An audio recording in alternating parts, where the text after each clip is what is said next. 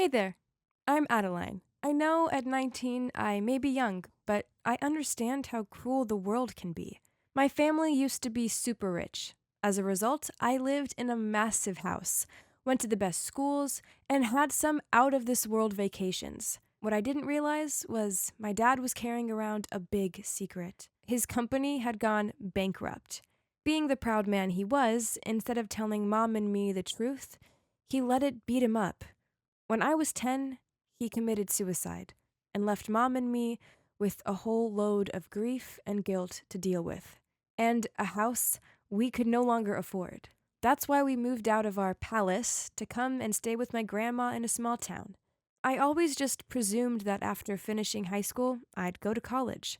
My ambition was to study finance. Now, this seemed even more necessary as it meant that in the future, I could rebuild Dad's empire and make him proud. I didn't have an allowance anymore, so I was reliant on my part time job in a restaurant to get me by.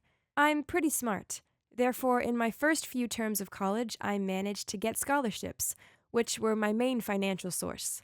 Unfortunately, this term there was only one full scholarship available. The problem is that, as smart as I am, there's this other guy called Ryan on my course who's even smarter. In previous examinations, even though I crammed day and night and drank a whole load of coffee to stay alert, I was always one step behind him. It's so annoying as I knew he was a rich kid, so he didn't even need the scholarship. He was also good looking, and loads of girls swooned after him. You name it, he aced it. From coursework to girls. Jeez, he was the most frustrating person ever. I guess all my whining about Ryan was sending my roommate Bella crazy, as she told me to shut up and that I needed to use my assets to outplay Ryan. Thinking about it, her idea made sense. Ryan was always going to be smarter than me, so if I couldn't beat him, then I'd just have to distract him so he'd fail the test. I know this seemed mean, but it's not like he needed the scholarship, right? Bella let me borrow some of her cute clothes, showed me how to style my hair, and how to do my makeup. I suddenly turned from Cinderella into a princess. Now, all I needed to do was approach Ryan and put my scholarship success plan into action. After class, Bella and I deliberately followed Ryan. As I walked past him, Bella jumped out and nudged me, causing me to tumble into him and drop my books. He immediately rushed to pick them all up and passed them to me. As I thanked him, I pretended to accidentally grab his hand.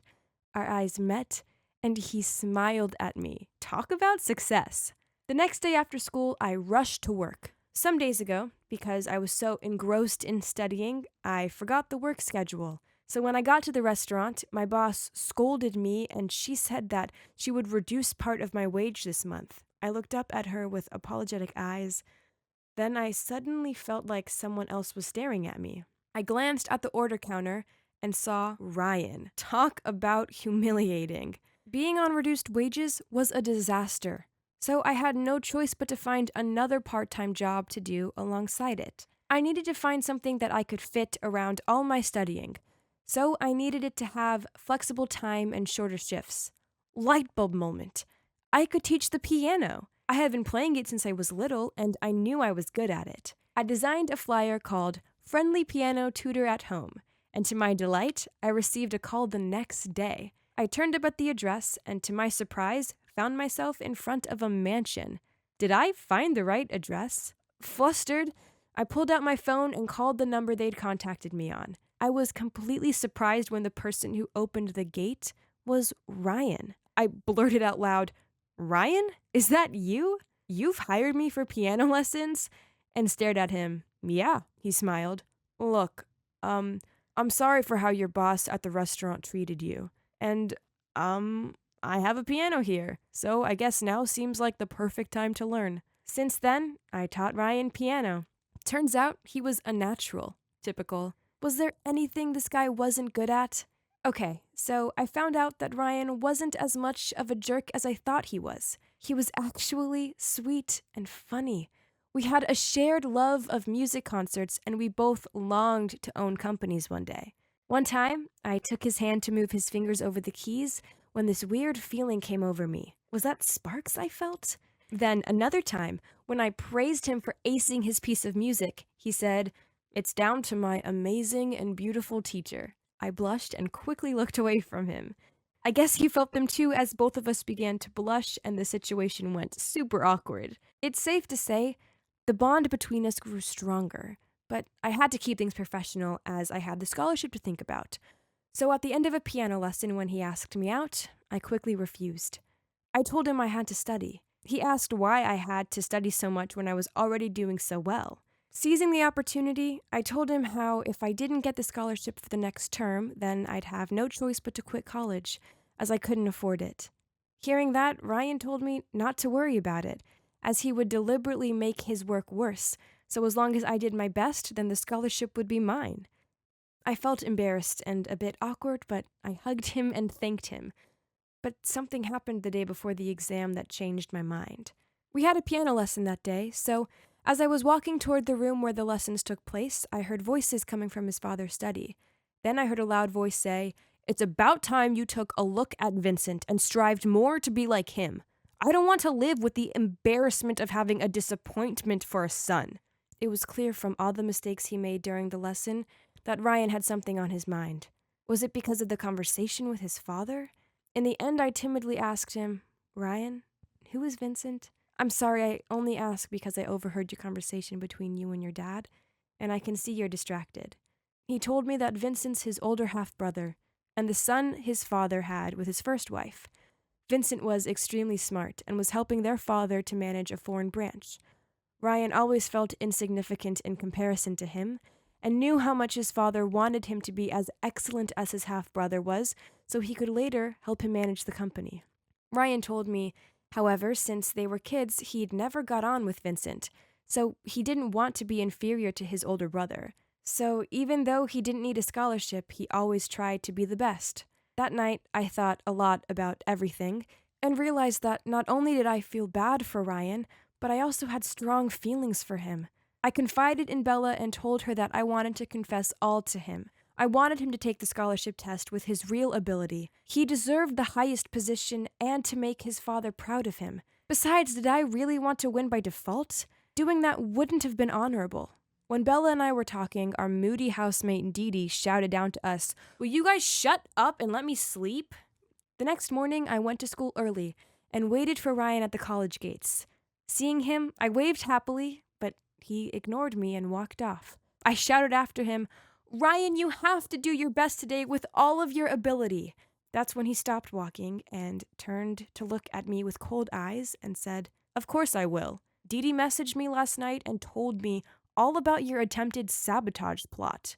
Stunned, I lost the ability to talk and instead looked at him with pleading eyes as I stuttered out, I.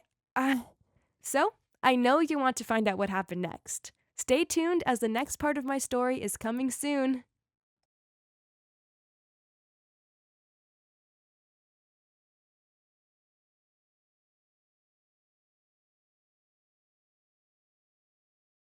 Hi, it's me again, Adeline, the devoted college student and part-time piano teacher. Do you remember me? As promised in the previous section, I came back to tell you more about my story. So, here's a quick recap.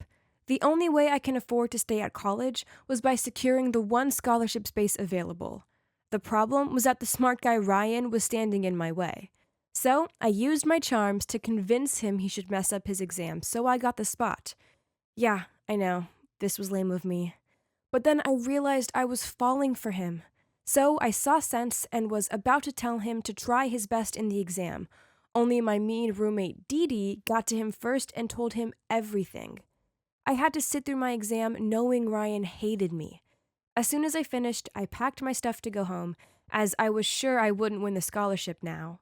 Besides, I didn't want to be around Dee Dee or have to worry about bumping into Ryan. As I dragged my suitcase across the schoolyard, I found myself filled with feelings of regret, sadness, and I missed Ryan. Suddenly, I felt a hug from behind, a familiar scent, and warm voice whispered in my ear, "I'm sorry I misunderstood you." I burst into tears. I turned back and squeezed him. It turned out that right after the exam, my amazing housemate Bella had found Ryan and explained it all to him. I feel so lucky to have such a lovely friend like her. I invited Ryan to come and visit my hometown. My mother was happy to see me bringing a boy home, and even though I told her we were just friends, I knew she didn't believe me, as the sparks between us were so obvious. She seemed very pleased and even whispered in my ear, "Good choice, Addie."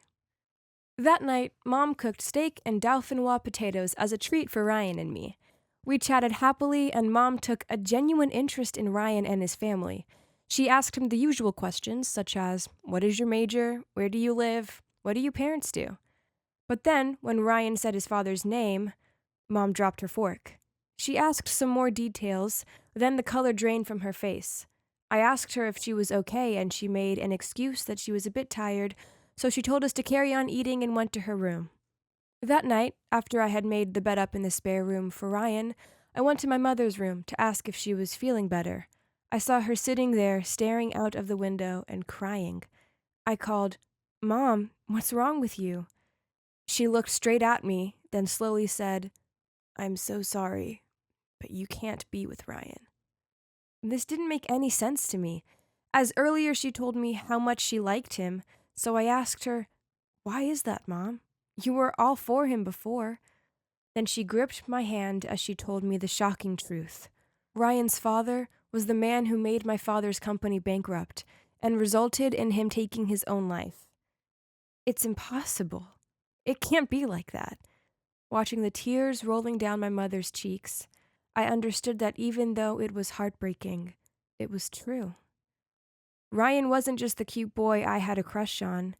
He's also my family's enemy's son. That night I couldn't sleep. How could things be so coincidental? Our love was just sprouting, and now it was in a situation that was no different from Romeo and Juliet's. I knew it wasn't Ryan's fault that his dad was a heartless businessman, but at the same time, how could I continue to see a boy who I knew was the son of the man who caused my dad to end his life? Also, there was no way his parents would ever accept me if they knew my true identity. I didn't know how to tell Ryan the truth. I mean, it's not like I could just come out and tell him straight that his dad was basically a murderer. No, I didn't want to hurt Ryan like that. The next morning, Ryan left in a rush as his dad called him saying there was some kind of emergency. He kissed me goodbye, and I felt my heart ache. Not only was it our first kiss, but I knew it also had to be our last. He said he'd see me at college, and I mumbled out a, "Yeah, sure." I didn't have enough money for college. Well, there was no way I could afford going back. I sulked around the house feeling miserable. Then, to my surprise, the college called me and told me I had got the scholarship. This was such a shock for me, and as fortunate as I felt, I also felt sad. This meant I wouldn't be able to avoid Ryan. Instead, I'd have to face the boy I liked every day, knowing I would be betraying my father's memory if I stayed with him. Ryan said he'd pick me up from the airport. I was so nervous. In fact, the fear that I wouldn't be able to suppress my emotions when I met him filled me. As I waited for him, suddenly my phone popped up a line. "Darling, I'm sorry. I can't come and pick you up. Things are very urgent right now, and I need to stay here and help my dad solve the company's problems. I will try to come home as soon as possible. I miss you and look forward to seeing you." I felt so down, but it was good. I wouldn't have to feel so awkward about seeing him anymore. When I was waiting at the bus stop, I met this guy called Junsu. Turns out he had just arrived from Korea and was studying at the same college as me. He looked very awkward, just like when I first came here. I offered to lead the way back to college because I was heading there too. 2 weeks later, and Ryan still hadn't returned to college, and I didn't receive any messages from him. Although this saddened me, I tried to convince myself that it was for the best. I returned to my part-time restaurant job. My boss told me there was a new guy starting, so it was my job to show him what to do. She then introduced me to Junsu. Turns out he was the new staff member. Everyone in the restaurant kept teasing me that Junsu liked me. Even Bella said so. I didn't know if it was real or not because I had always focused on studying and working. Either way, it didn't matter, as my heart still pined for Ryan. Then one day, after school, while I was thinking randomly, My footsteps led me to Ryan's house. 3 scary-looking people were standing outside the mansion, and there was a for sale sign on the gate. What's happening? I started to worry. Why hadn't Ryan messaged me? Where was he right now? I stood there for a moment and then I took out my phone and scrolled to his name, but I couldn't bring myself to call him. When I was in trouble, Ryan was always there, helping and loving me, but now I couldn't do anything to help him. The realization hit me just how much I loved and missed him. I ended up walking to the city park and slumped down on the lawn near the lake where Ryan and I used to study together. I started crying. That's when Junsu appeared. Turned out he came here often to go for a picnic. He came sitting next to me and passed me a glass of soju and some tasty dried meats. This drink is incredible. If it can't cheer you up, then nothing can. He smiled at me. He was such a sweet guy, and I appreciated his kindness. I was still crying as I drank the soju. Then I ended up spilling all my feelings out to Junsu. He was such a good listener, and he didn't seem to mind that I was crying into his shirt. Then suddenly I looked up and saw a familiar shape standing over me. It was Ryan. At first I had to pinch myself. Had the wine gone to my head and caused me to imagine him? I let go of Junsu and jumped up to rub my eyes to see clearly. It really was Ryan. He was standing there, looking surprised and extremely angry. Then he turned away and I chased after him, but because I was a bit drunk, I fell to the ground. I tried shouting out to him that it wasn't what it looked like, but he chose to ignore me. I had no choice but to lay there on the ground and watch the boy I loved with all my heart walking away from me. Right now, it all seems so complicated. Stay tuned for the final part in my saga. Trust me, you won't want to miss it.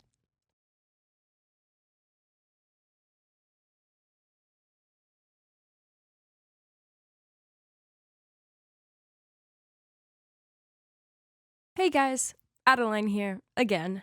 I'm going to tell you how my story ends. Here's a quick refresher for you. I love Ryan, but let's just say it's complicated. I found out that his father played a part in my father's bankruptcy, which led to his suicide. I couldn't talk this through with Ryan as he went off the radar, only to reappear when I was hugging my friend Junsu in the park, which I was only doing because I was upset about him. Anyway, Ryan got the wrong idea and stormed off. The following morning, I woke up with the worst headache ever and felt dreadful. I tried messaging and calling Ryan, but he didn't answer or reply, and he seemed to have disappeared off all social media. I went to his old house and asked his neighbors, but none of them knew where his family were. I also asked his close friend, and he told me that all he knew was that Ryan had transferred to another college in Canada. 2 years passed, and I didn't hear anything from Ryan, yet he was never far from my thoughts. I hung out with Junsu more often. I found him great fun to be around, but there was one downside. I knew he was in love with me. On 3 different occasions, he told me so, and on each occasion, I felt super awkward turning him down. I believed Junsu was a good person, but then something happened to ruin our friendship forever. One night, Junsu and I went to a bar in town. We both got a little drunk, and he kept on slurring out how much he loved me. I didn't want to hurt his feelings, so I politely told him I cared about him, but just as a friend. Junsu insisted on walking me home. When we got back, I felt tired and just wanted to go inside and sleep. So I thanked him and was about to go inside when he grabbed my arm and pulled me back. I told him to let go, but he shouted at me, "Why not me? You know that I really love you. What did he have that I didn't?" Then he leaned to kiss me. I pushed him off me, but then he didn't seem to get the hint. Instead, he pushed me into the wall and tried to unbutton my shirt. I shouted, "No, I don't love you and I never will." Then I shoved him off me. I ran inside and quickly locked the door. That night, Junsu was standing outside the dormitory, waiting until early morning to see me, but I was determined not to see him. Since then, Junsu tried apologizing to me, but I just didn't feel safe around him anymore. We still worked together, so I was polite to him, but we no longer hung out with each other. Then one evening I went to my shift at work, and my boss told me Junsu had left. I never saw him again after that. After the incidents with Ryan and Junsu, I just couldn't deal with any more drama. I put all my focus into my studies. My hard work paid off as I finished 4 years of college with a first-class bachelor's degree and received a job offer to be an assistant director in a reputable steel manufacturing company. I devoted myself entirely to working. After half of a year, my position was strengthened and my boss trusted in me. As a result, in most of his important appointments, he always let me accompany him. Our company was planning to build another manufacturing factory, and we were trying to find a construction contractor, so I went with my boss to meet potential contractors at a luxury restaurant. I almost fainted when the bosses of the company came in. It was Ryan and his father. Ryan was so surprised that he was speechless. Seeing that, my boss asked, are you acquaintances? Ryan's father didn't seem to recognize me because it had been a few years, and I'd never had much interaction with him. Before I could react, Ryan said, "No, I don't know her." Although his comment hurt, I was professional, so I quickly regained my composure and we greeted each other like we were meeting for the first time. He'd changed so much. Now he was quite the dashing businessman. I wondered if he had a model-like girlfriend to go with his shiny new life. I found it hard to act naturally around him. I kept stuttering out my words, and my palms were sweaty. Worse still, he seemed completely unfazed. At our dinner, we discussed our job. While Ryan's dad seemed to be desperate to collaborate, my boss didn't show much interest in them. I knew this was because we also had another contractor offering a lower bid. Before we left, I went to the restroom, and before opening the door, I heard voices coming out from the hallway. It was Ryan and his father talking to each other. "If we don't get this contract, we're finished." "I know, Dad. I try my best to win this contract," Ryan firmly said. Okay, so perhaps his life wasn't so perfect after all. At that moment, the thought of helping them popped into my head. But then I thought again. Ryan's dad had ruined my father's company to the point of bankruptcy. Thanks to him, I no longer had my dad here. So if their company was in trouble now, it was just retribution, right? That night, I struggled a lot to process all this in my mind. Finally, I decided to leave that feud behind and find a way to help them. I hated what Ryan's father did to my family, but I wasn't like him. I was a good person, and I knew Ryan was too. I loved him and wanted to help him. I stayed awake for several nights and collected all the data to help prove Ryan's company's potentiality. I also gathered evidence of how on a previous job, the other contractor reduced their raw materials, and this led to a decrease in the quality of the construction of their project. I completed the entire set of documents right before the day my boss planned to make an appointment with the other contractor. Fortunately, after listening to my presentation, my boss changed his mind and decided to choose Ryan's company to carry out the project. On the day our company signed the contract, Ryan was still cold toward me. He would never know that I helped bring this contract to his company. But no problem. I just needed closure so that I could finally put all the hurt behind me and move forward with my life. One day, when I came home from work because I was too lazy to drive, I took the bus, which Ryan and I used to take together. As soon as I stepped onto it, I gasped. In the last row, where we always used to sit together, Ryan was there, napping with his earphones in. I plucked up the courage to sit next to him. He woke up and looked at me. Needless to say, he seemed surprised. It was about time I told him everything. So I asked him to go for a walk in the park with me. He gave a nod of his head, and we walked there in silence. I told Ryan the truth, from how I found out that his father's ruthless business deals bankrupted my father and resulted in him taking his own life. Then I told him about Junsu, and how the time he spotted us together, he'd just been comforting me as I was so upset on seeing that his house was for sale. After hearing everything, Ryan hugged me. We stayed like that, hugging and crying for a long time.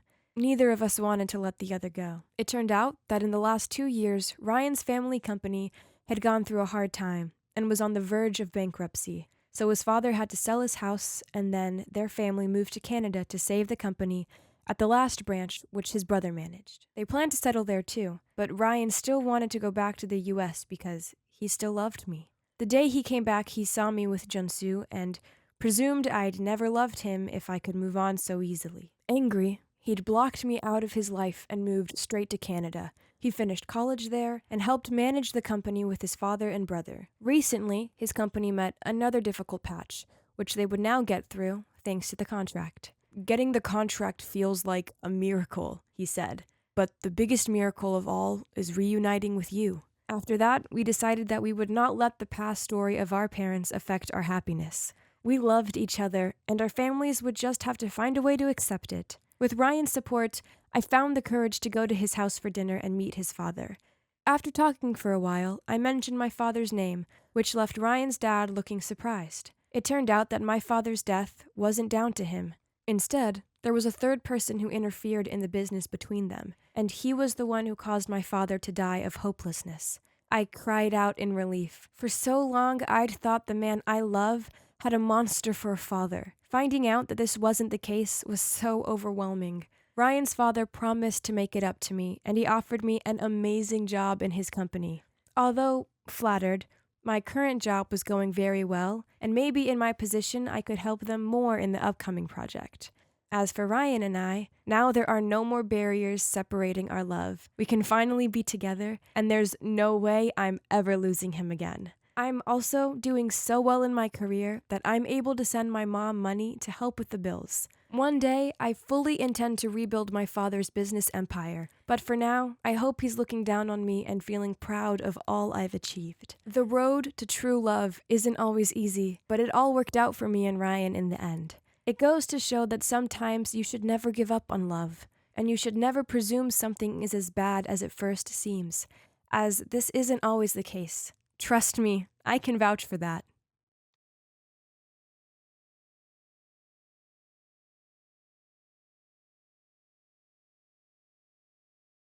Hey guys, it's me, Milo. I'm back again to share the next part of my story with you. Firstly, here's a quick recap. So my ex Deanna cheated on me with some college doofus, and in doing so broke my heart.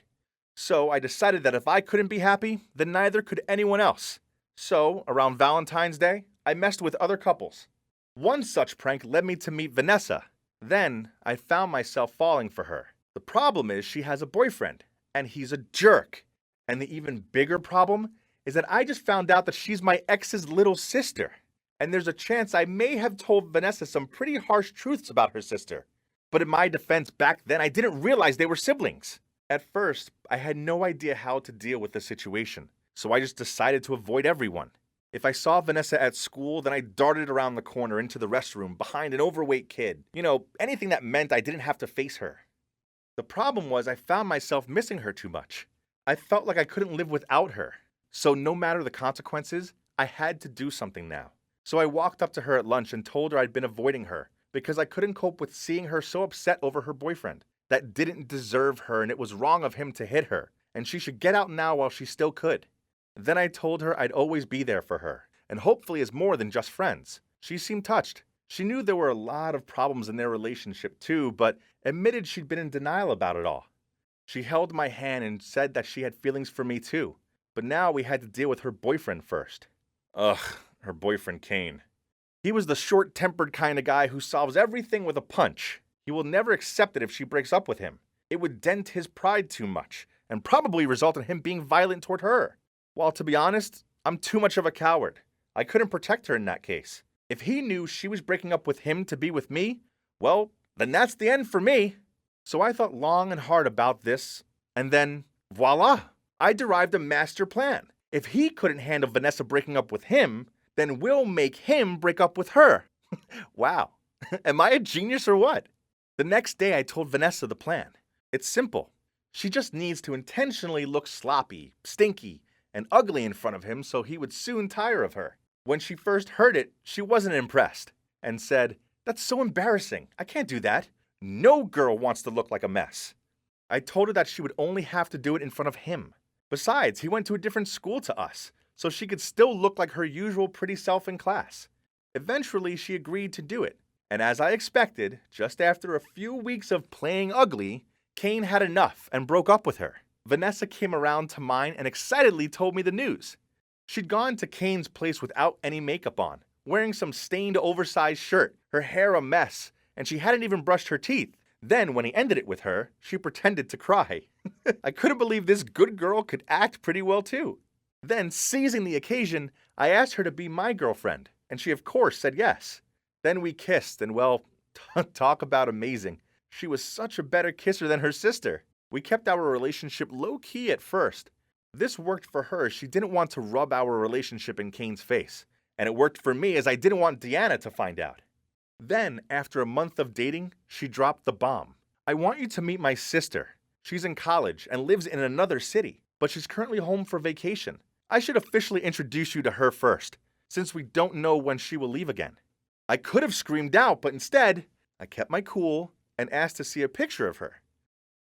Then, on seeing one, I feigned being shocked and said that this girl always picked on me during middle school, and I was still traumatized from it. That those were the darkest years of my life. I mean, I didn't actually know Deanna back in middle school, probably because she was a year older than me, but Vanessa didn't need to know this. Vanessa felt bad for me and said she didn't know that there was that side to her sister. She said it was true that Deanna was pretty cranky in middle school, but thought that was just puberty. She never realized she was actually a mean girl, especially not to a younger kid. By this point, I might as well have been cast in some soap opera as my performance was a class act. I must have looked so pathetic that she told me it's okay, and she'd not mention Deanna anymore until I felt comfortable about it.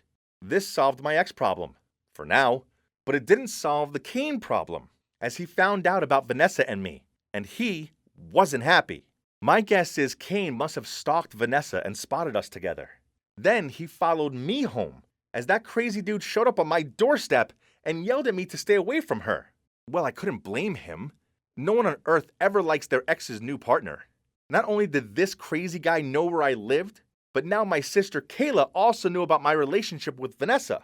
Since she's still bitter about the Valentine prank I pulled on her, recap, it involved her, her boyfriend, and a whole lot of duct tape.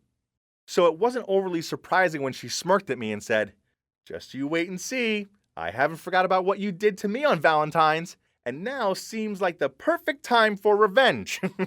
I repeated her words in a mocking tone to annoy her, but to be honest, deep down in my gut, I did feel on the anxious side. She's just as crazy of a prankster as I am. Now, I always had to be on guard. After that, my sister and Kane seemed to take turns to ruin our dates. Geez, didn't they have anything better to do? One time I was kissing Vanessa out in the yard. Suddenly there was water pouring down from nowhere. We were completely soaked. I looked around and saw my sister standing on the second floor balcony, holding an empty bucket, and said, "Oops, I was just trying to water the flowers." Then on a movie date night, Kane showed up at the same film, sat in the row behind us, and kept on kicking the back of my seat, and even threw popcorn at me. Later, when I went home and checked the hood of my hoodie, there were all kinds of trash and enough popcorn for the next movie date. How childish. It was all trivial stuff, really, but it was getting annoying. Then, on our 2-month anniversary, I told Vanessa to dress up all nice, then I took her to the swanky Italian restaurant. The meal was amazing, until when I reached into my pocket and took out my wallet to pay. Then, to my horror, a picture of a bikini-wearing girl fell out of nowhere. I was so shocked and just froze in confusion. Vanessa looked so upset. I explained that I'd never seen that picture before in my life, and I had no idea who the girl was. Then the waiter showed up with the card machine. I clumsily opened my wallet, but none of my cards were there. I searched my pockets again in panic, but nothing, not even a penny. Bright red, I muttered out that I had no money on me. This was the worst moment of my life. I thought I was going to lose my girlfriend and have to pot wash. But then I heard arguing coming from outside. Me, Vanessa, and the waiter all stared out the window and saw my sister and Kane yelling at each other. We stepped outside and listened in on their conversation. Turns out my sister had taken all the cards out of my wallet so I wouldn't be able to pay. She's been peeking in from the window all night long and spying on us, just to wait and see my pathetic face as I found out that all of my cards have vanished into thin air. But then she was disappointed that it didn't go to plan because I was busy explaining to Vanessa about some stupid photo instead. That's when she met eyes with some crazy guy who was standing next to her and laughing his ass off in satisfaction, which you can already tell who he was, the mastermind of that bikini photo prank. Kayla got annoyed and picked a fight with Kane because now she felt like her prank had been overlooked and she wasn't happy about it. It's kind of dumb, really.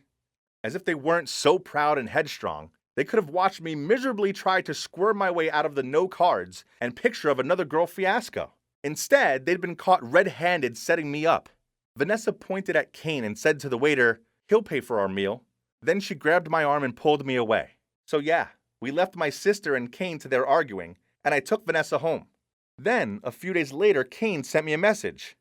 It's amazing what delving into your past can bring up. I know all about you and Deanna. Set me up on a date with your sister or else I'll tell Vanessa everything.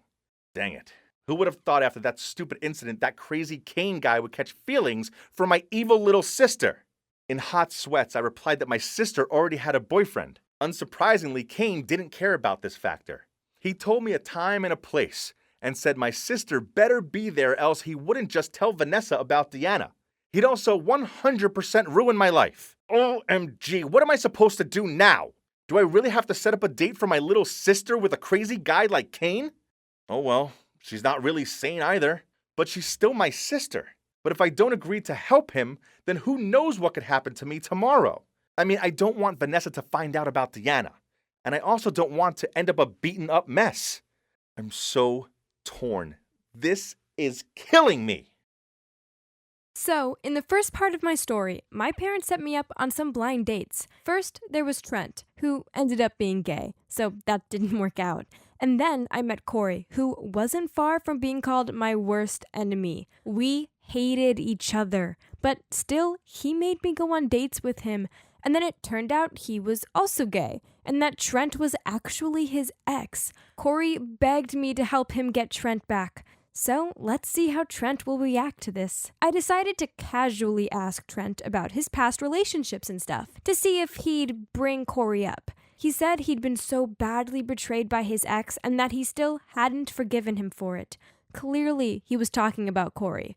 I didn't know what to do. It was killing me to see how miserable they both were. Seeing how Corey desperately wanted Trent back made me realize that he had changed. If he was given one more chance, he would never risk losing Trent a second time. So I decided to help them get back together. I told Corey about it first, and I have never seen him look so happy. And after that, we started getting on pretty well, because we didn't have to pretend to be dating anymore.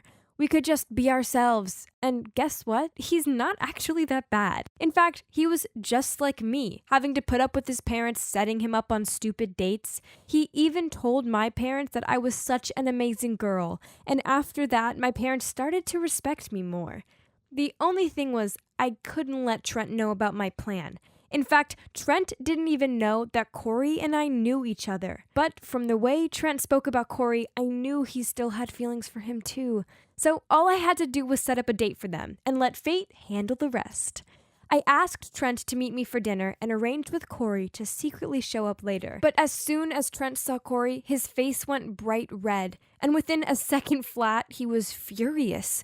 He stood up and started yelling at us both and even pushed Corey out of the way as he stormed out. Every single person in the restaurant was staring at us, and I even heard some old couple whispering that I was clearly two-timing these guys, and I'd just been caught, and how embarrassing that was. Trent was really mad at me after that, so I had to try and get him to forgive me, and at the same time, try and persuade him to give it another go with Corey. I knew that Trent had a sweet tooth, so I started making cupcakes and cookies and leaving them on his doorstep. He never answered the door no matter how many times I knocked, and one time I left a 3-tiered chocolate cake at his door, and I overheard his neighbors talking. One of them said, "Oh, when will she stop? What a desperate gold digger." And then the other looked at me and started shaking her head. She said, "She clearly has no dignity. What kind of girl chases a boy like that?" I was so embarrassed. I realized how needy I must have looked, so I ran back to my car, but before I got in, Trent came running after me. He had heard the neighbors too, and he'd realized how hard I'd been trying. He said to me, "Crystal, stop it already. You keep trying to fix things that were never your fault to begin with."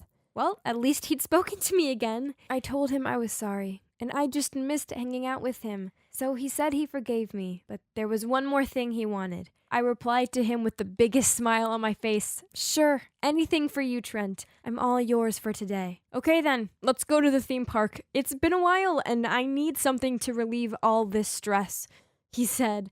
I'm pretty sure I started to sweat a little upon hearing that because I'm literally petrified of heights. So we went there and went on all the rides that Trent wanted to, and I had to close my eyes the whole time and spent most of the day clinging onto him out of fear. But Trent seemed to have a great time, and I was just glad to make him happy again. That was all that mattered. After that day, I was able to bring up Corey again. and I told him that he didn't have to take him back, but maybe he could just open his heart a little and give Corey a chance to explain himself. He reluctantly agreed, just so that I'd stop going on and on about it. And he did give him a chance. Well, not really a chance, but he did keep the gifts Corey sent instead of sending them right back. And he stopped blocking his number. They even started talking again. Anytime Trent replied to Corey, Corey would call me and tell me, and he'd be so excited. And they even met up to have a serious chat about what had happened. Now there's no more bad blood between them, and all that was left to do was for Corey to make a move to win Trent back. Corey started to shower Trent in love. He even bought him an annual pass to the theme park and backstage passes to his favorite singer. But still, Trent wouldn't budge. He was being nice to Corey, but he didn't seem to want to date him again, which was so weird. What was going on? Had Trent met another guy already? One day, I met up with Trent to talk over a drink. I jokingly asked him, "Hey, are you seeing another guy? What about Corey? I mean, I know he hurt you in the past, but he's changed now. And honestly, you two were miserable before. Now that he's back in your life, you seem so much happier." I waited for him to reply, but he just stared at me, which was really weird and it made me blush. Had I just stepped out of line? I said to him, "Well then, come on, spill the beans. Who is he?" Then he smirked and downed his drink, and he said, "The reason I'm so much happier is because, yes, I have met someone." "I knew it!" I interrupted. Then I realized he wasn't finished speaking. He continued, "But it's not a guy. It's a girl, and she's the reason why I can't be with Corey again. She made me realize that I'm actually bisexual, and I was surprised. I mean, I really loved Corey, so this girl kind of came out of nowhere and has blown me away with how incredible she is." I couldn't believe it. "Oh my God, who is she?" I said, laughing. And then he went bright red and said, "Crystal, come on, it's you. Duh." What? I was too shocked to even reply. My heart was beating so fast. Trent liked me? Honestly, I was so confused. I mean, Trent was gay. Why would he like me? I felt so awkward and I could feel his eyes on me. I knew he was waiting for me to say something. I looked up for a second and our eyes met, and the tension in the air was so intense. I just couldn't stand it. I made up an excuse, saying I felt tired and that I needed to go home. Trent looked a bit upset, but still offered to drive me home. I turned him down, though, and said I'd take an Uber. I just needed some alone time. I couldn't stop thinking about what he'd said. It actually made sense. We had so much fun together, but because I'd known he was gay, I'd never really looked at him as boyfriend material. But what if he wasn't gay? I mean, could we be together? The more I thought about it, the more I realized I liked him too. But I had to forget about those feelings because what about Corey? I couldn't just steal the love of his life like that. He'd be heartbroken. I didn't sleep a wink that night. All kinds of questions constantly popped up in my head. The next day, Trent texted me first, asking, "Did you sleep well last night? I hope what I said last night didn't keep you up all night," with a smiley face. I replied, "Actually, I was awake the whole night. I've thought a lot about my feelings, but Trent, I don't want to hurt Corey. We can't do this." He then replied, "Don't think too much. That doesn't matter. Just answer this one question. Do you have feelings for me? Just say yes or no." I don't know what was going through my mind, but at that moment, I guess I was just tired of things being so complicated. So I typed yes, then hit send. Okay, so now Trent knew I had feelings for him too, and he sounded so happy. He said I shouldn't worry and that we could work this out as long as our feelings were mutual. A few days later, Trent said he'd meet up with Corey to talk to him. I was way too anxious to ask Trent how it went, but then at midnight, Corey called me. I was terrified to answer. I knew he would yell at me, but to my complete surprise, he didn't. He sounded calm and said Trent had told him everything and that if I truly had feelings for him, I should go for it. He said, "I've spent years away from the one I love. And I don't want the same thing to happen to you and Trent. It's too painful. You both deserve to be happy. Plus, you helped me so much. Thanks to you, I managed to clear things up with Trent. And just having him back in my life, even as a friend, is good enough for me. I'll find someone else. And it'll make me so happy to know you two are happy. I was so touched by what he said, I couldn't even respond. I just started crying and told him he'd definitely meet someone amazing soon. Even he sounded choked up, but he tried to hide it by laughing and calling me a crybaby. Now that I had his support, I decided to give it a go with Trent. We went on a date, and it was so fun. Seeing as it wasn't our first time hanging out, we were so comfortable around each other. And now that I knew he was interested in me, I noticed how much he gave me butterflies. It was amazing. Now we're officially a couple. Turns out my parents are pretty good at playing Cupid, right?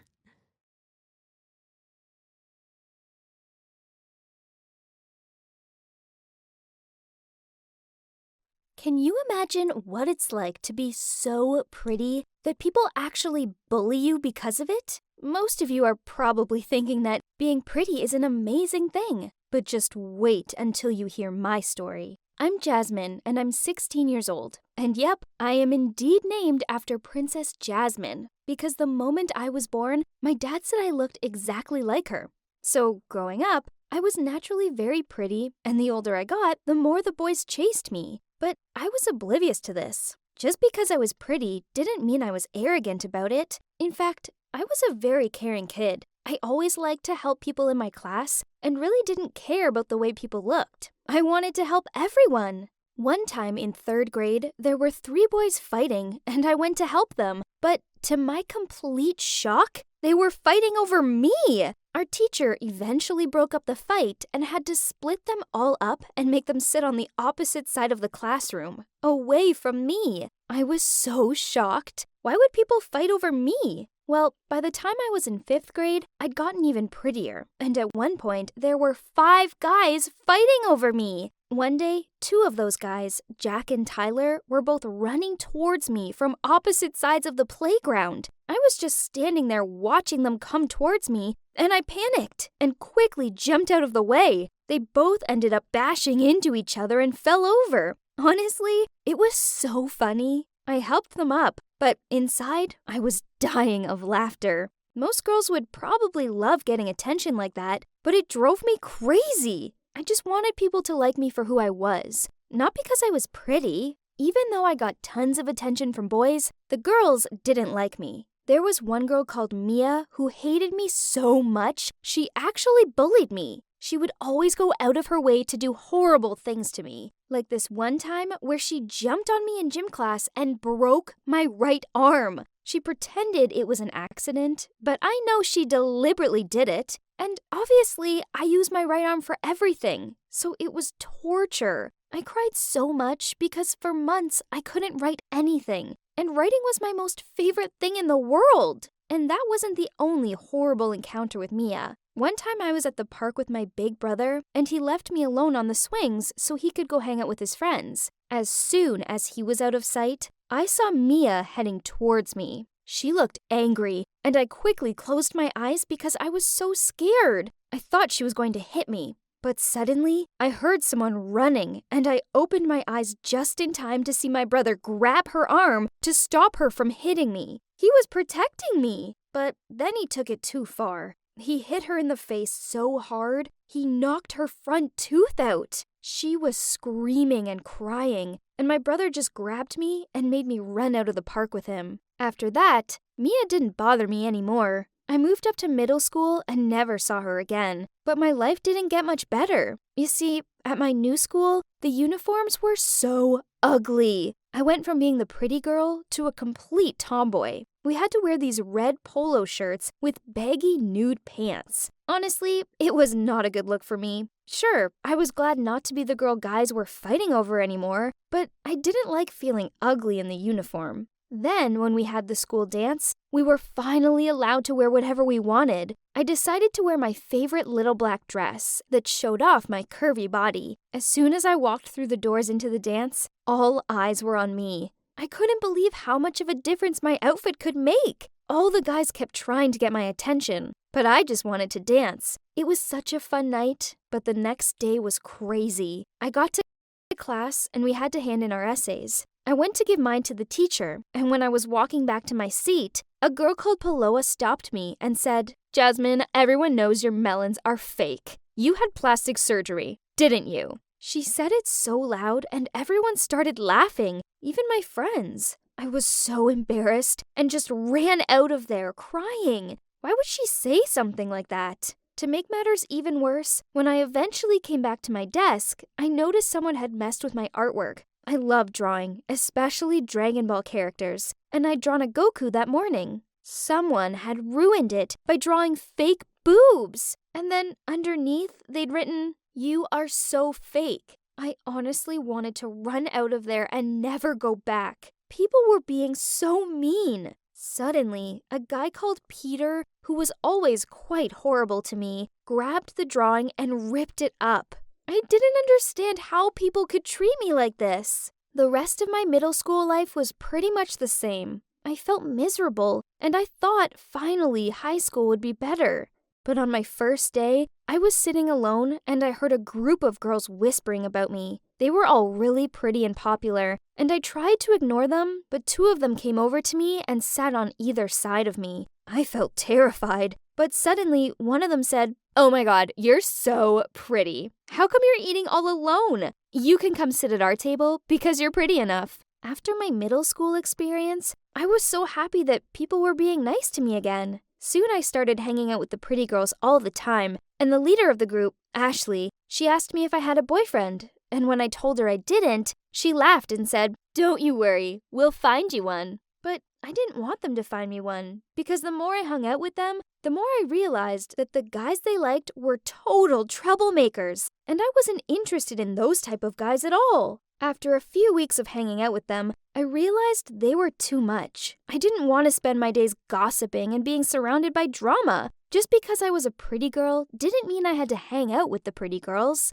I heard there was a new kid at school, and the girls were all making fun of him for some reason. I didn't like what they were saying about him. And so the next day, I decided to go introduce myself and see if he was okay. Well, I have no idea why people were making fun of him. He was gorgeous. Drop dead gorgeous. But he was so shy, and so I just sat on a table near him and stared at him nonstop. I eventually plucked up the courage to go and introduce myself.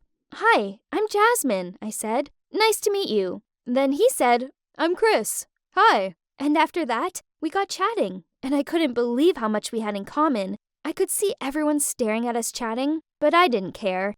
Chris said he'd worried that no one would want to be his friend, and I told him that I would be.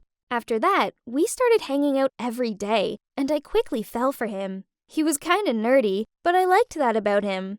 One day, before Valentine's, he asked me what my favorite candy was. Then on Valentine's Day, he surprised me with flowers, a box of chocolates, and a teddy bear. Then a few days after, he gave me another surprise. He'd ordered all my favorite candy, Skittles, Sour Patch Kids, and Airheads. I was so happy. It was the most romantic thing anyone had ever done for me. And he wasn't interested in me just because I was pretty. He actually cared about me. We started dating soon after that, and then I had my first kiss. It was kind of funny because I'd never kissed anyone before, so I had no idea what I was doing, but it felt nice. And after a while, I really got the hang of it, and now we're so in love. It's been 7 months since we started dating, and I never could have imagined my life could be so good now. We're even planning to get married in the future. I know we're still young, but when you know, you know.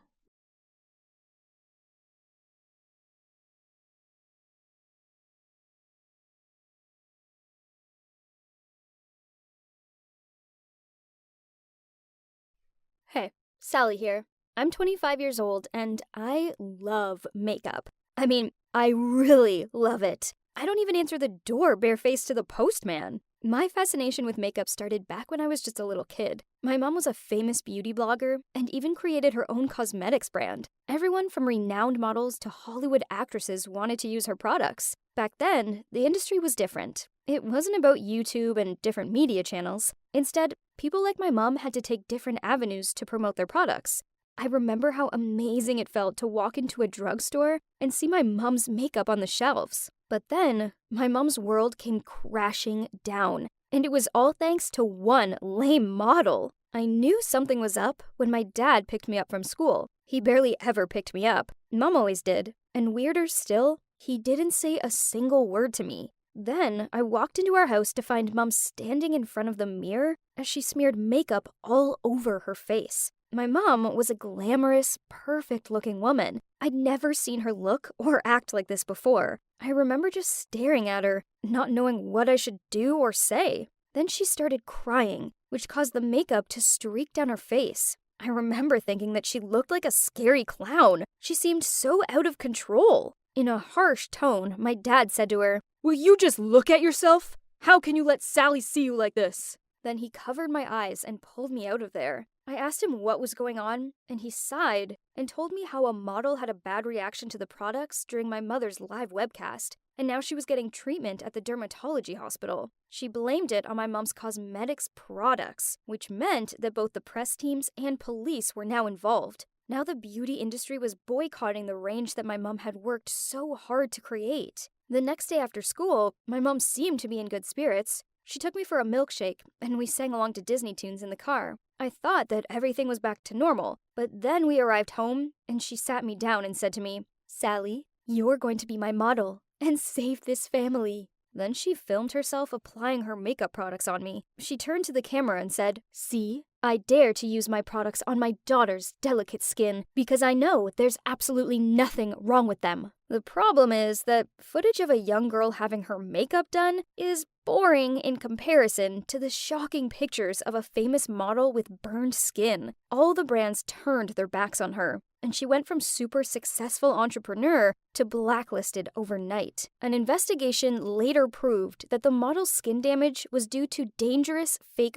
Botox injections, not my mom's products. But this was too little too late, as my mom had already lost all her deals and partnerships, and the money spent on pricey lawsuits made my family bankrupt. After that, Mom left the beauty industry behind her. But that afternoon changed my life. I always felt a sense of self-esteem as growing up in an environment full of famous beauties. But that day, after being put on makeup by my mother, I felt so pretty. I looked in the mirror and found myself like all the dream girls I'd seen from my childhood. My new, beautiful appearance made me more confident. Since then, I started practicing makeup, and this obsession doesn't stop until I grow up. By the age of 14, I wouldn't be seen leaving the house without a full face of makeup on. It gave me this added layer of confidence and made me feel ready to face the day. When I had my makeup on, then it didn't matter as much that my parents were now poor. I looked and felt beautiful, and I could handle the world. Now at 25, I still adore makeup. I'm a self-confessed makeup addict. Even my boyfriend, Chris, had never seen my bare face. When I stayed over at his, I went to bed with a full face of makeup on.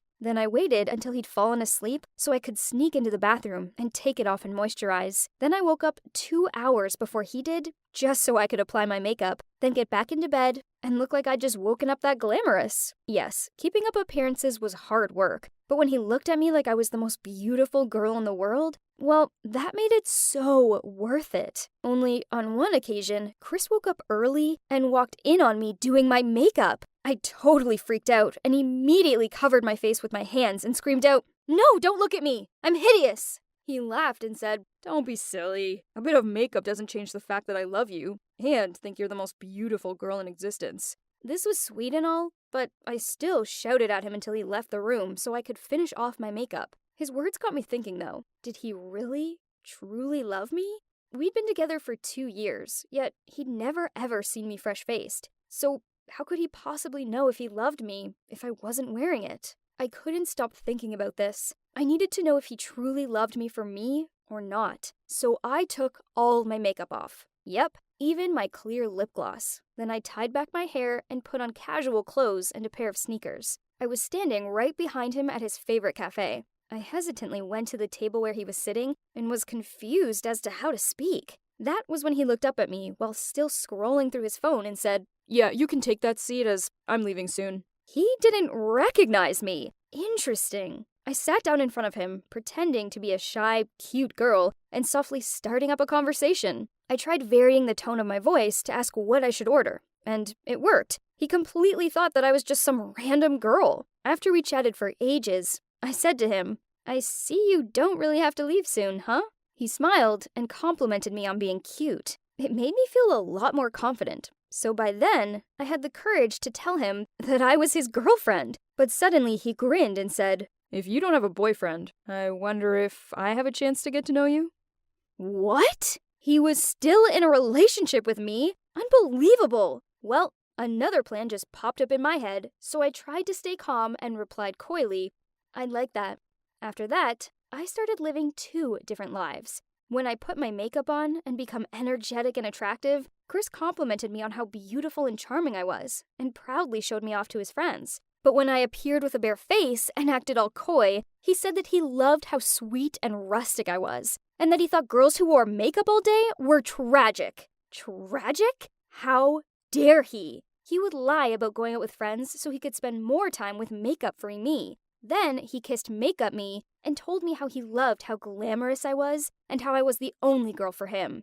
Yeah, right. I couldn't believe how fake this guy was. There I was thinking he loved me, but now he was cheating on me. With me! A playboy like him didn't deserve any version of me. So it was time for revenge. So when he asked Makeup-free me to go on a trip, I shyly accepted. I knew he just wanted to trick an innocent girl into bed with him. But I'm not an ordinary girl anyways. As he was chilling out in the pool, I shyly said I would take a shower and wait for him inside. And I swear I saw his eyes brightened like a magpie. I ran into the bathroom to turn the shower on. Then I left a trail of Makeup-free me's clothes and then snuck out into the room nearby that I'd booked for the night. There, I transformed into Makeup Me, then got back ringing the doorbell. Obviously, he had to hurry from the pool to open the door, and when he saw me, he turned so pale. I walked in without his welcome, calmly walked through the luxurious room, and picked up every trace of adultery I'd previously scattered on the floor.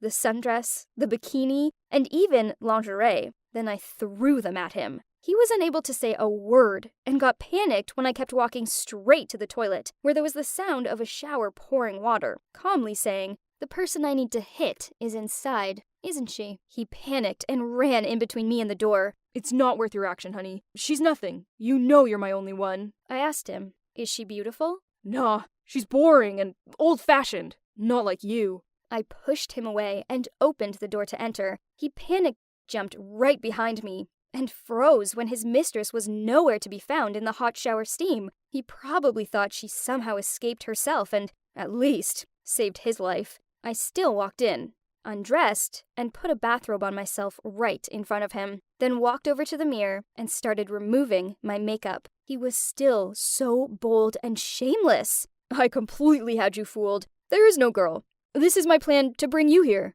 Let's enjoy the night, babe." He really had a talent for lying. I just silently removed all the makeup on my face.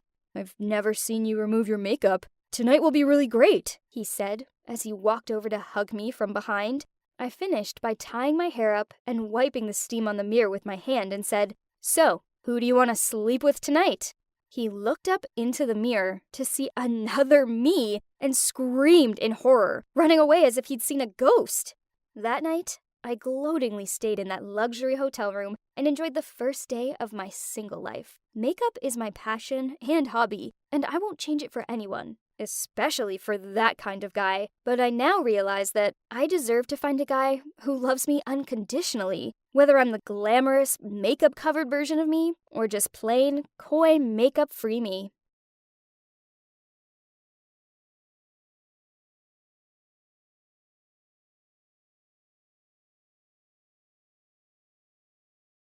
Hi, it's me again, Diane.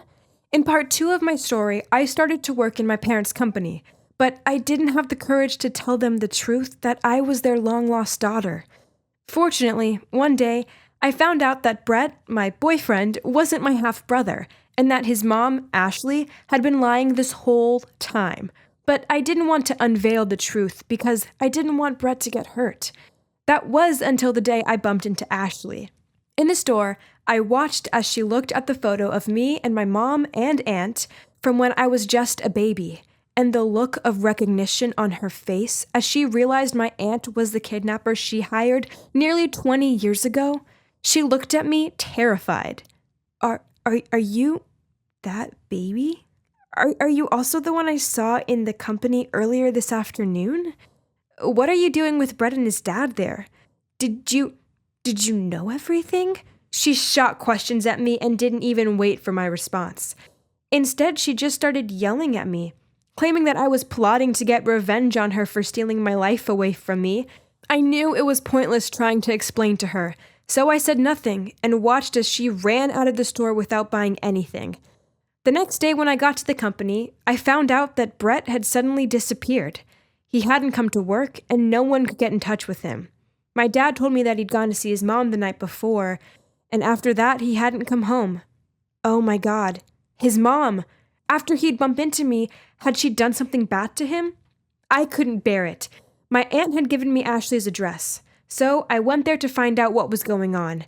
As soon as she opened the door, I asked her where Brett was, and she just smirked at me and said she told him I was his half-sister and that I was preparing to kick him out of my dad's family. So she said he must have run away because he was so disgusted by me. I felt so angry I wanted to scream. Ashley was ruining everything. She even said to me, "You can't fool me. It's no coincidence that you're working in your dad's company and that you've seduced Brett. You're doing all of this on purpose." Well, that just made me even angrier. I said to her, "I know Brett isn't my dad's son. I did a DNA test, and you're lucky I haven't said anything to either of them, but I will now. You better prepare yourself for the consequences." Then I left, leaving her standing there looking angry. I went straight to my parents' house to tell them before Ashley could beat me there to tell them lies. They let me in straight away and asked me what was going on and if it was about Brett. I nodded and took out all the evidence I'd prepared. This was the moment of truth. I was so nervous. I gave them the DNA results of Brett and my dad, then the baby photo of me, and then a letter my aunt had written confessing about how Ashley had hired her to kidnap me. My parents were shocked, of course, and had a lot of questions, but soon it all became clear and we all started crying. It was just so overwhelming. I even told them about what Ashley had told Brett the night before and begged them to believe me that I didn't do it all on purpose. Of course they said they believed me, and I was relieved. But the very next day, you won't believe what Ashley told them. My parents went straight to Ashley's the next day to confront her, and she couldn't deny it because there was so much evidence. But then she told my parents that she had been feeling so guilty. So she was the one who'd gotten in touch with my aunt and encouraged her to tell me the truth and then help me find my parents. After my parents told me this, I told them Ashley was lying. She was trying to make herself look like an angel when she was none other than the devil.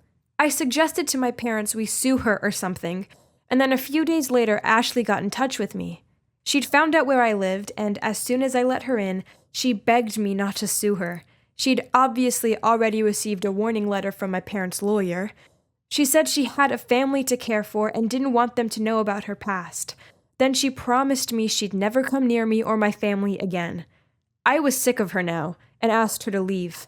But then she apologized again, and she really regretted everything she'd told Brett and that she'd gone to see him. "What? Where did you find him?" I asked. And she told me that she found him at her parents' house, where she and Brett had lived when he was little before she'd gotten married. Oh, that's right. I knew Brett loved his grandparents so much and often visited them. I hadn't even thought that that was where he could be. Then she told me that Brett hadn't disappeared because he was disgusted by me. It was because he felt so guilty about everything that had happened. She told me she'd already gone to see him and confessed because she wanted to at least be seen as an honest mother in her son's eyes.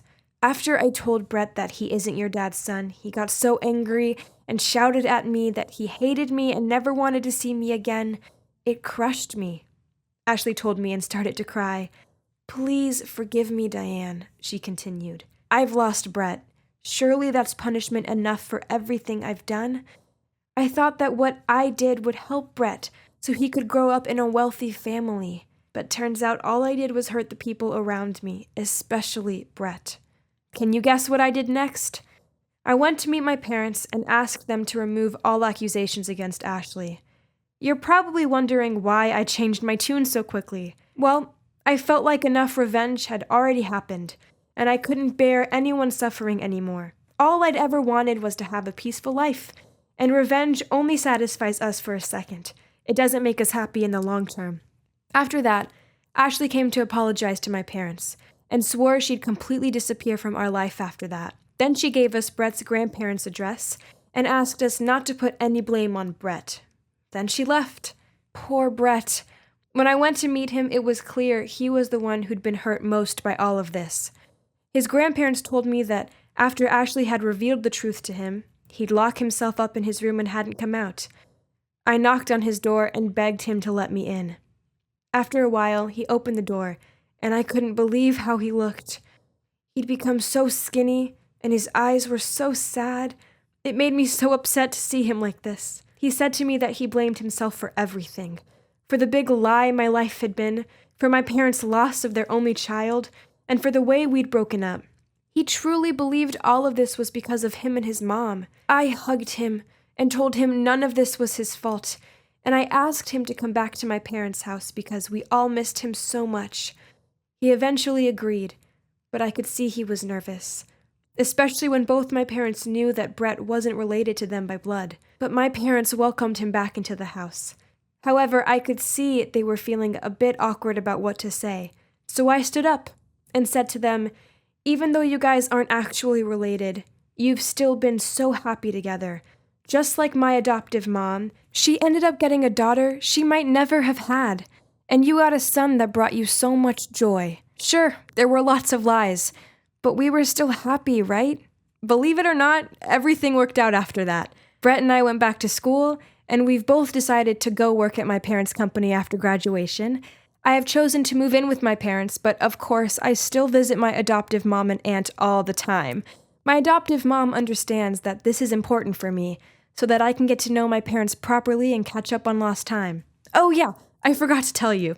I asked my parents to forgive my adoptive mom and aunt, because even though they acted wrongly in the past, they still raised me and did such an amazing job. As for Brett, he moved out into his own place, but still visits my parents all the time. However, Brett and I are no longer dating. It wasn't because of my parents, though. Let's be honest, it would just be too weird if we kept dating after everything we'd been through.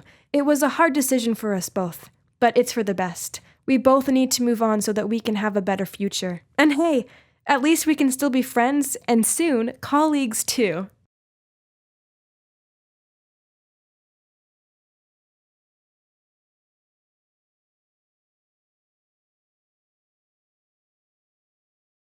Hi, Ken here.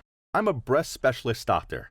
I'm trying not to be shy when I'm telling you this. It may be a bit awkward talking about my career, but because of it, or due to it, my life turns to be a drama. Well, I appreciate how hard it is for my patients to visit me. Let's face it, taking your clothes off in front of a stranger isn't easy for anyone. Yes, trust me, I've seen it all before, and it's no big deal. I'm just doing my job. I first met Gemma in my surgery. She'd found a lump and wanted me to examine it. When I checked it with my hand, this startled her, and her natural reflexes caused her to punch me in the face, and I passed out. I woke up a few minutes later to find both her and a nurse gawping down at me. My nose was still bleeding. I must have looked a right sorry state. She kept on saying sorry, but I reassured her that it was quite all right. And then with her permission, I continued with the examination. I found something, so I carried out a biopsy, and in the end, I had to tell her that she had breast cancer and needed to have a mastectomy. I could see her getting quite upset. I got used to patients' tears as they heard bad news, but this girl was so strong and brave. She just asked me some questions about the surgery and calmly left. Then, to my surprise, she impressed me more day by day. For the next few weeks, she brought me lunch every day. I thought she was worried I might bear a grudge for her punch or something, and this was her way of making it up to me. The food she brought was delicious, and I have to admit, seeing her was the highlight of my day. She was so kind-hearted and strong. What she was going through was horrible, but she never let it get her down. Instead, she walked over to my room with a skip in her step and a smile on her face. Soon, I fell in love with her. and I knew she felt the same way, as our chemistry was obvious. But she was my patient, and I had my career to think about, so I knew I needed to be careful. Still, I couldn't seem to resist her or her cooking. I was busy at the hospital all day, so I never had time to date, while she was a martial arts instructor for kids and only worked in the evenings, so she had a lot of free time. So she cooked lunch for me every day and brought it to the hospital to eat with me. Even after her successful mastectomy, she still showed up with food. That was when I couldn't stop myself from confessing my feelings for her, and she said yes. Sometimes she had to wait many hours until I finished seeing my patients at the surgery. When she was asleep waiting for me, she looked like a little kitten. But gradually, that kitten turned into a tiger, and I soon discovered that this tigress bites. Ouch. Things were complicated talking about my duties at work. My patients are mostly female, and when I see them, I need to, what I have to do. Of course, Gemma also knows this because she's been examined many times already.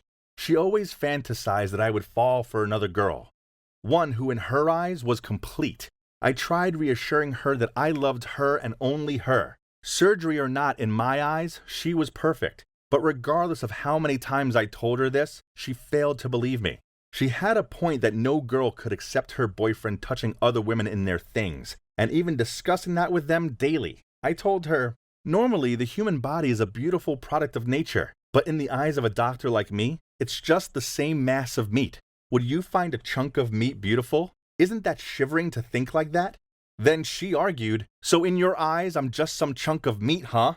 Ugh. I tried telling her it wasn't like that, but geez, she's stubborn. It took me ages to calm her down. Every day she showed up at the hospital and glared at me as the beautiful young women came in and out of my room. Her actions hadn't gone unnoticed by the nurses, who told me that she was making the patients feel uncomfortable with her scanning eyes and judgmental expressions. I told them it was nothing. She was just going through a hard time, that's all. And please be understanding that it was natural for her to compare herself to other women. As I told them that, I was not sure if I could stay sympathetic for her coming behaviors. That afternoon during a late lunch, Gemma asked me if the 8th girl entering my room was beautiful. Oh my Jesus, the only person I can remember was the one who walked out of the room 5 minutes ago. I only remembered that was the one with the cyst, but I didn't remember her face. Why do you have to think so long? Are you recalling her figure? You just need to say she's not beautiful, right? I muttered out, yes, right. Not beautiful at all. She frowned at me. That means you still remember her. What about her impressed you so much? I stiffened. What was wrong with women? A week later, when she brought me lunch, she asked me, do you and the red dress girl know each other? As she'd been here at least 3 times in a row already. Every time she dresses very well. Whoever wears a red dress to the hospital? Isn't it normal for patients to come see the doctor regularly? No, it's not normal. I want to see her files. The 3rd person from the bottom up. Come on, you know I'm not allowed to do that. Then you are not allowed to eat either. Geez, this was ridiculous. She wouldn't quit though, so in the end, I gave in and showed her the records. This girl had just had breast augmentation surgery, so that was why she came to be checked so often. Gemma just grinned and said, I knew it! Those are fake!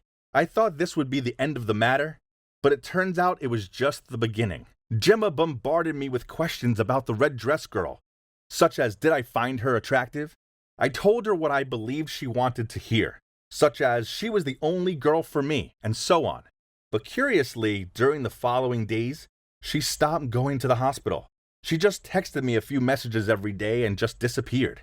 Maybe I should have chosen to be a specialist in psychology, as I may have been a good doctor, but I had no idea what women were thinking. A month passed, and she didn't show up at the hospital at all. I was so relieved at first, but couldn't stop wondering what my sassy girl was planning to do.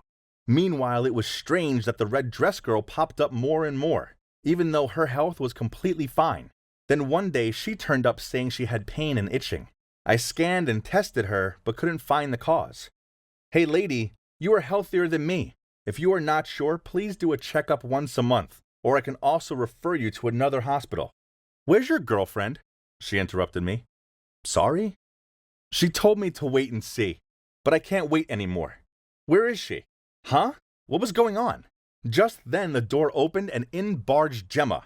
Oh my God. She looked like a different person.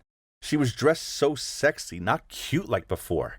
As a doctor and as her boyfriend, I immediately realized that she'd got breast implants. Before I could speak, a man stepped in and put his hand on her hip.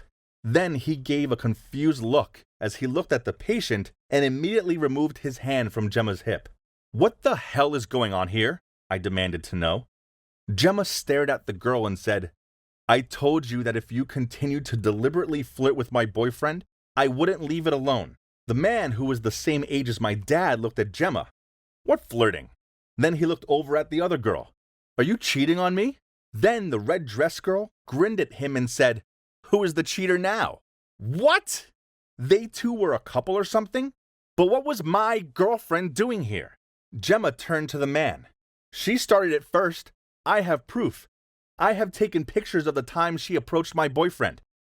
If you two get divorced, you will need it. You will not want to divide your property with a wanderer, right? I shouted out, What the hell are you doing? The man looked at Gemma. You played me? You seduced me just because she flirted with your boyfriend and you wanted revenge? God, the door was still open and doctors, nurses, and patients came to see this chaos. They just pointed and thought this was a jealous scene. So it transpired that Gemma tried warning the red dress girl off me. And when that didn't work, she tracked down her husband and seduced him. And she even got breast implants for that silly plan. OMG, she was crazy. After that incident, I was severely disciplined for affecting the image of the hospital and was forced to work in a volunteer clinic in Mexico for 6 months without any payment. Yup. Now I'm in Mexico to pay the price of the mistake of... No. What was my fault? I didn't do anything. So the moral of the story is, don't get involved with a patient, however good their cooking is. Trust me, it's so not worth it.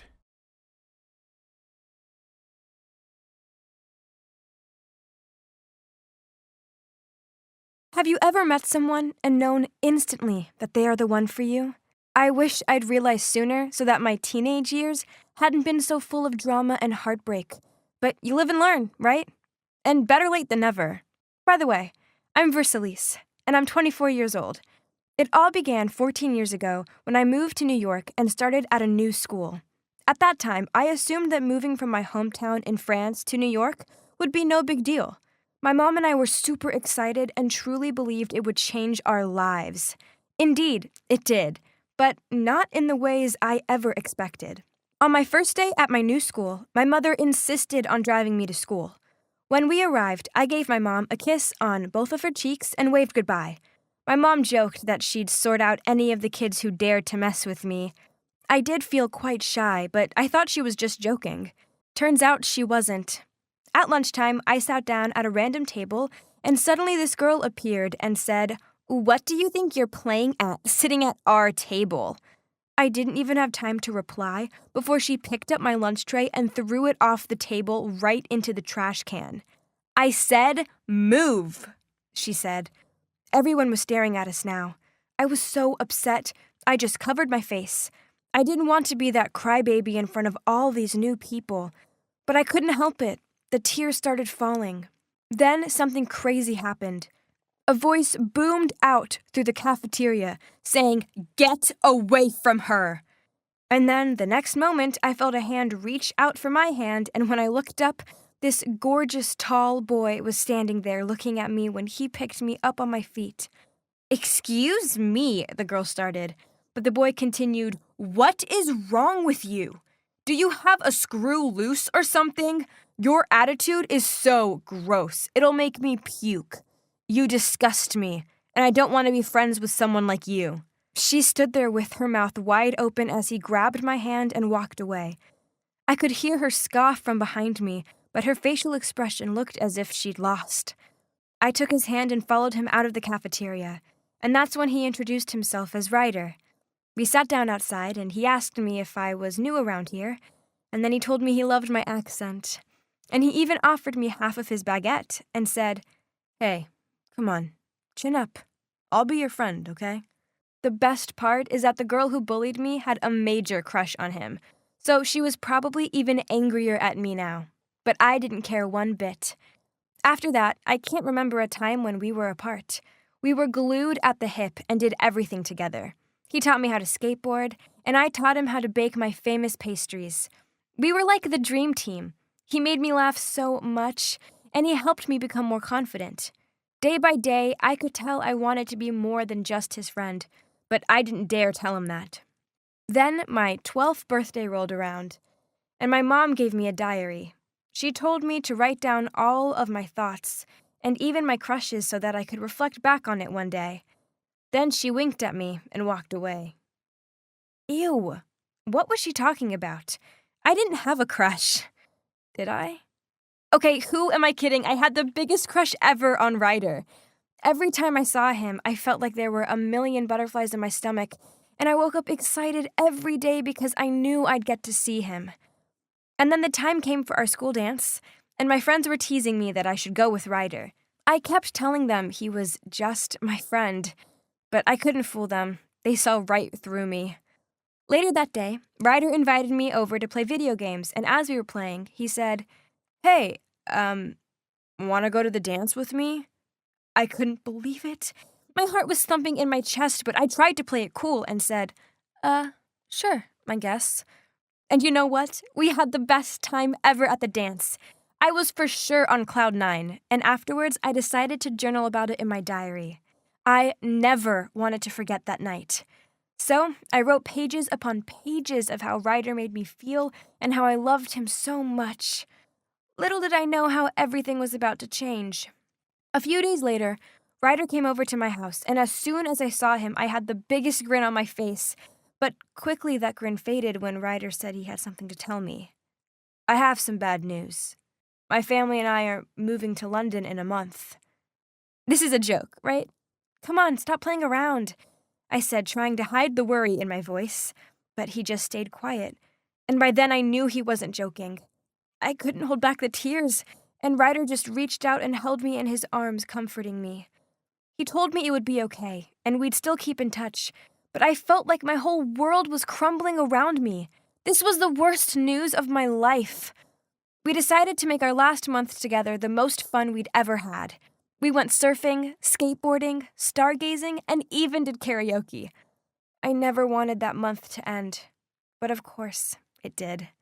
On our last night together, we had a slumber party and stayed up all night waiting for the sun to rise. When it came time to say goodbye, he gave me a framed photo of the two of us and said if I ever felt sad, I could just look at it and remember the happy times. I wanted to tell him how I felt, but I couldn't, and so he left. I was so down that I ran upstairs and covered myself under the blanket and cried. Later that night, as usual, I was about to write my day in my diary when it was nowhere to be seen. I shouted at my mom and blamed her, but she just said I must have misplaced it. Now I had no Ryder and no diary. My life sucked. Summer quickly ended and it was time for high school. Even though I had my friends, my life wasn't the same without Ryder. But life goes on, and so eventually I tried to move on from Ryder. My friends told me that this guy Lucas had always had a crush on me, and maybe I should give him a chance. Well, soon we started dating, and even though I didn't have the same special connection with him as I had with Ryder, it was still fun, and it took my mind off of things. Fast forward 7 years, and Lucas and I were still together. The relationship wasn't great, but I had my dream job and was living in my dream loft apartment, so I couldn't complain too much. Plus, Ryder had drifted away from my mind. I decided it was time to really put some work into my relationship with Lucas. So one night, I told him I was working late and booked us a surprise trip to Paris.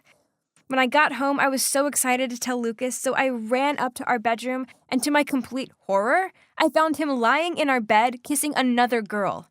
They didn't even notice me at first. So I screamed, "What are you doing?" Well, that got their attention, and the girl ran off. I thought Lucas would apologize, but he just said, "What do you expect? You won't give me what I want, and you make me wait for marriage." Then he stomped out of the room and said, "I can have any girl I want." I was so shocked. I just dropped to the floor and burst into tears. Finally, he showed me his true colors, and so I kicked him out. The next few weeks were some of the worst of my life, even worse than when Ryder moved to London.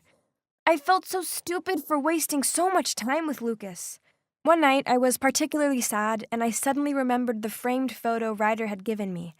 I dug it out of the back of my wardrobe and held it close to my heart. My friends called me, tried to get me to go out with them. They did everything to help lift my mood up, but I wasn't interested. I just needed time alone to process everything. I thought to myself about how the only person I wanted to see now was Ryder, but where was he? How was he doing? I had no idea at all. Another depressing week went by. I was lounging on my couch, soullessly staring at the TV in boredom. Then suddenly there was a knock at the door. I went to open it, and oh my God, Ryder was standing there. Was this real or was I hallucinating?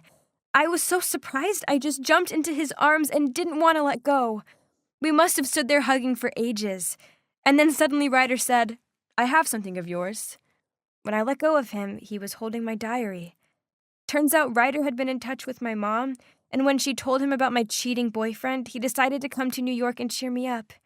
And then reality hit. He'd taken my diary? What if he'd read it?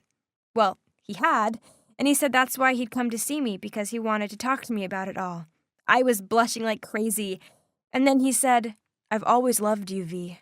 Even when we were kids, I've never stopped thinking about you, and I want to be with you." Then he reached over and kissed me, and I swear time just stopped. I'd been waiting for this moment my whole life. That week was like a haze of kissing and chatting and catching up on lost time.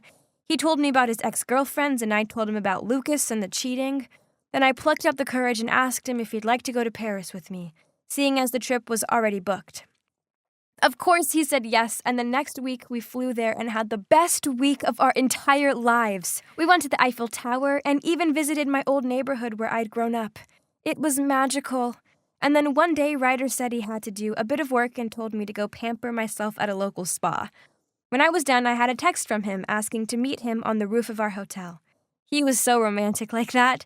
I first went back to the hotel room where he'd laid out a black sparkly dress for me to wear, and then I headed up to the roof. I couldn't believe it! There were almost 1,000 roses laid out to form a path, and at the end of the path was Ryder wearing a suit. "I love you, V," he began to say. "I always have, and I can't imagine a life without you. Will you marry me?" I gasped in shock and screamed, "Yes," at the top of my voice. I'd loved him ever since I was a kid, and now my dream of being together forever had finally come true. I guess it took us some time to reach this point, but the best things in life are worth waiting for, right?